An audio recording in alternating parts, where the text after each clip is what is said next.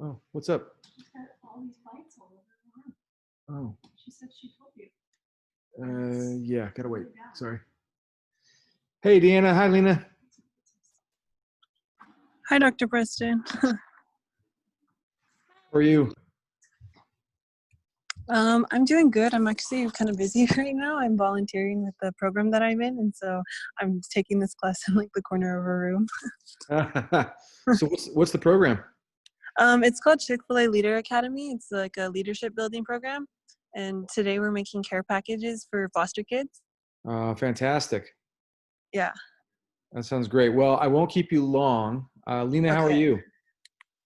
Pretty good. Just gonna be running some errands during the house and just signing up for classes. Okay. Well, two things on our agenda. First, I sent you both as co-authors a copy of the Google Doc or access to the Google Doc, and I stitched everybody who's contributed so far together. Did you guys get that in your email, or have you checked yet? I haven't had it right now. Oh, sorry. Okay.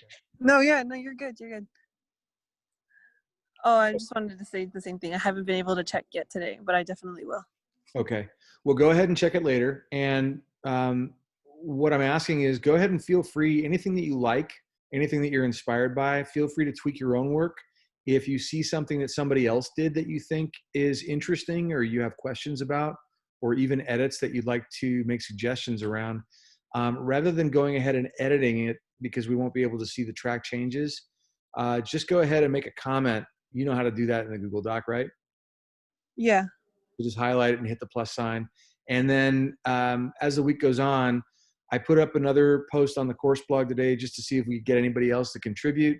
And then I'll take a hack at editing it like Wednesday or Thursday and see where we can get it from there. So that was one thing. The other thing that's big on my mind, and I'm guessing it's big on a lot of people's minds these days, is what's going on, not just with the pandemic, but also with all of the violence after the George Floyd killing and all of the issues happening around in the cities. A lot of this stuff, well, before I say anything else, I'm wondering, how has that been for you to see and read all of that? It's going crazy. Like there's a lot of videos about it. It's just really crazy. I was like, wow. Like it's so crazy. Yeah. And I think a lot of the time, especially where we learn together on campus, a lot of people think that these things are things that happen out there somewhere. You know what I mean?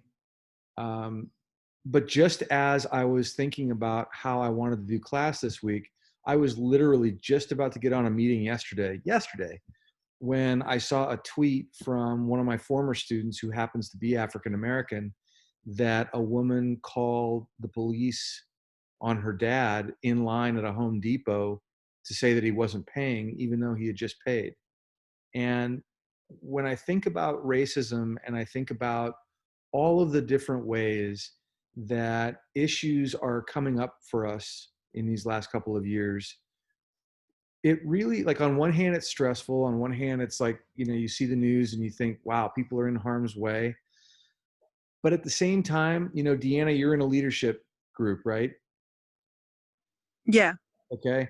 So as a room full of leaders, all of this also gives us an opportunity to think about maybe not going back to normal, maybe seeing opportunities to do better so that we can improve how people work with each other and live together and next to each other. So I promised I wouldn't be long this week, and I'm going to stick to that promise. But I also wanted to share a poem with you that I really think says a lot of this in a way that you'll understand pretty quick. So let me get over to my draft post I'm here. so sorry, Dr. Preston. I have to go. Oh, I'll okay. watch the video recording. I'm so sorry. Okay. All right. Good luck. Thank you. Okay. So Lena, this poem was written by Langston Hughes, and I got a question. Are you a rap fan by any chance? I've heard of it before, but not really as much as a fan. Okay. I think your cousin is. Yeah, my cousin is. Yeah. So rap and hip hop um, there's different kinds, right? Like any genre of music, you know, you've got sort of the hardcore part of it, but then you've got sort of the party dance part of it. What they all have in common, though, is that it's sort of like a spoken word, but with a rhythm and a beat, and it's just like it's contagious. And I know that you're a dancer, right? Mm-hmm. So you know that it's one thing to communicate ideas that are powerful, but if you can communicate those in a way that really sort of moves you, not just emotionally, but almost physically, that it carries a different kind of meaning. It's compelling in a different way, right? Mm-hmm. Well, Langston Hughes was one of those poets who, long before we had anything like rap and hip hop, spoke in a way that had its own lyricism and had its own rhythm and really engaged that part of people's brains and even their, I like I put my hand on my chest, even their heart. So I'm going to go ahead and share the screen so that you can see the poem as I read it. And I'll do that right here. So let's take a look at this together. Can you see it all right? Yes. Okay. The instructor said, "Go home and write a page tonight, and let that page come out of you. Then it will be true." I wonder if it's that simple. I am 22, colored, born in Winston-Salem. I went to school there, then Durham, then here, to this college on the hill above Harlem. I am the only colored student in my class. The steps from the hill lead down into Harlem, through a park. Then I cross St. Nicholas, 8th Avenue, 7th, and I come to the Y, the Harlem Branch Y, where I take the elevator up to my room, sit down, and write this page.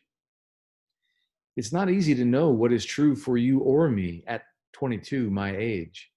But I guess I'm what I feel and see and hear. Harlem, I hear you. Hear you.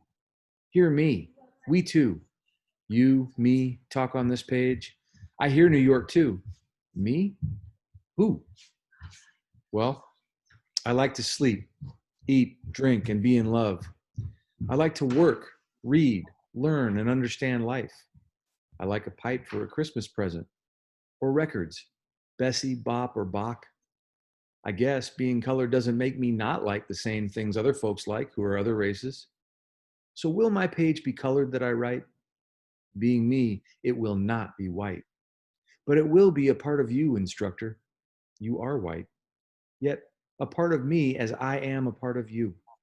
That's American. Sometimes perhaps you don't want to be a part of me, nor do I often want to be a part of you. But we are. That's true. As I learn from you, I guess you learn from me, although you're older and white and somewhat more free. This is my page for English B. Quick first impression. What did you take away from that? It was kind of like he was telling his life story, how it was a bit unfair, and saying towards the end, like more people are more privileged than him, and Yeah, how and what kind of people specifically? the white people. Yeah, so on one hand, it's because of race. That's true. At the same time, it's because the instructor has a position of authority, right? Hmm. So let's now think about our classes. A lot of the time, I'm the only white guy in the room, right? Just stating a fact. Yeah. And in a way, that means that some of us don't have experiences that we shared in common. Like, for example, just to be simple about it, I didn't grow up in Santa Maria. Most of our students didn't grow up in the neighborhoods where I grew up in Los Angeles. So we have a difference. I don't know what it's like to be Latinx or Hispanic at this point in our culture, or African American or Filipina. Hmm. So, what makes it interesting is that all of us have these lived experiences that none of us can really share because we're not each other. But in a way, we can really at least offer sharing and invite understanding because we get to communicate with each other. Yeah. Well, that's kind of beautiful and it's kind of difficult. And in moments like this in America, it's kind of painful to see people not being able to communicate because for some people the game is totally rigged. Especially because there's like a lot of misinformation going around nowadays. Like whenever there's like a situation happening, it's mainly because there's always a misunderstanding. It seems that way, doesn't it? And that like places where like sometimes when I see a situation like that would happen on social media or like just in my surroundings, most of the situations would be either about misunderstandings or just about misinformation. Yeah. And it tends to go a different way than it should have been. It either go the worst way and it won't go the better way. It really seems like people are using misinformation to divide people. Yeah. So part of what we do is we write, we communicate, we think out loud with each other. How do you think that writing, like surviving with class as an example, and sharing our experiences of life during quarantine, how can expression and communication conquer all that misinformation? What do you think that it can contribute? Um I would think sometimes it's how the tone is or like just how it is. Basically cuz I was writing my piece as if how like as the reader was like reading it. If a teenager were to read my piece. Hmm. And that's how I was writing it from a teenage perspective. And sometimes most of like communication would be more of a not their perspective and from another perspective, and they probably won't understand. Mm, I think that's one. yeah.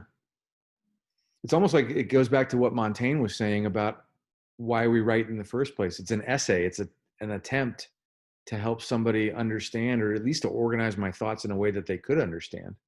Yeah, because I know some of us have it way different, and when we read different things from like a school book or something, we would tend to just be a bit confused, but we just read it because we are told to. But Right. sometimes it doesn't like go like that also. It's very true. And that's why for us, a lot of the time, if you notice, I'm not big on multiple choice tests or scores and percentages because I genuinely want to understand your thought process. Yeah. So today's prompt is, and I'm going to see if I can find this so I can give you a sneak preview so that you know what you're headed for. I'll show you the draft. Um, where did my Zoom screen go? I'll show you the draft blog post, and that way, if you have any questions about it, you can ask me while we're on the line together. Okay. Uh, here we go. So here you can see where I've highlighted. Today on Zoom, we talked about Langston Hughes's poem, Theme for English B. What does this poem mean to you? Whatever your race, ethnicity, sex, or gender, what does the poem say to you about bringing your whole self to school? Do you feel like you can be you out loud, or do you feel like you have to be the person that authority figures expect you to be? Does that make sense? Yes, I like that prompt because there's a lot of in the society now. There's a lot of expectations of what you should be.